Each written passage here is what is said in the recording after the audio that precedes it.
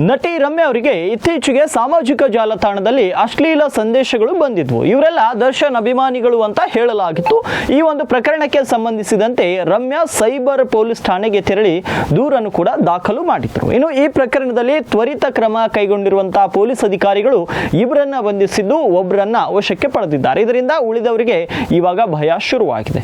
ರಮ್ಯಾ ಅವರು ಇತ್ತೀಚೆಗೆ ರೇಣುಕಾಸ್ವಾಮಿ ಪರ ಮಾತನಾಡಿದ್ರು. ಸುಪ್ರೀಂ ಕೋರ್ಟ್ನಲ್ಲಿ ದರ್ಶನ್ ಜಾಮೀನು ಅರ್ಜಿಯ ವಿಚಾರಣೆ ನಡೆಯುವಾಗ ರೇಣುಕಾಸ್ವಾಮಿ ಕುಟುಂಬಕ್ಕೆ ನ್ಯಾಯ ಸಿಗೋ ಭರವಸೆ ಇದೆ ಎಂದಿದ್ರು. ಇದು ದರ್ಶನ್ ಅಭಿಮಾನಿಗಳ ಆಕ್ರೋಶಕ್ಕೆ ಕಾರಣ ಆಗಿತ್ತು. ದರ್ಶನ್ ಫ್ಯಾನ್ಸ್ ರಮ್ಯಾ ಅವರ ಸೋಷಿಯಲ್ ಮೀಡಿಯಾ ಪೋಸ್ಟ್ಗಳ ಕಮೆಂಟ್ ಬಾಕ್ಸ್ ನಲ್ಲಿ ಅಶ್ಲೀಲ ಕಮೆಂಟ್ ಗಳನ್ನ ಮಾಡಿದ್ರು. ಇಷ್ಟಕ್ಕೆ ನಿಲ್ಲಿಸದ ರಮ್ಯಾಗೆ ಕೆಟ್ಟ ಮೆಸೇಜ್ಗಳನ್ನ ಕಳಿಸಿದ್ರು. ಇದನ್ನ ಸಹಿಸಿಕೊಳ್ಳದ ರಮ್ಯಾ ಅವರು ಹೋಗಿ ಸೈಬರ್ ಠಾಣೆಗೆ ದೂರನ್ನ ಮಾಡಿದ್ರು. ಈ ಪ್ರಕರಣವನ್ನ ಗಂಭೀರವಾಗಿ ಸ್ವೀಕರಿಸಿದ ಸಿಸಿಬಿ ಸೈಬರ್ ಪೊಲೀಸರು ಇಬ್ಬರನ್ನ ಬಂಧಿಸಿದ್ದಾರೆ. ಒಬ್ಬರು ಬಳ್ಳಾರಿ ಮೂಲದವರು ಮತ್ತು ಇನ್ನೊಬ್ಬರನ್ನ ಚಿತ್ರದುರ್ಗ ಮೂಲದವರು ಅಂತ ಗುರುತಿಸಲಾಗಿದೆ.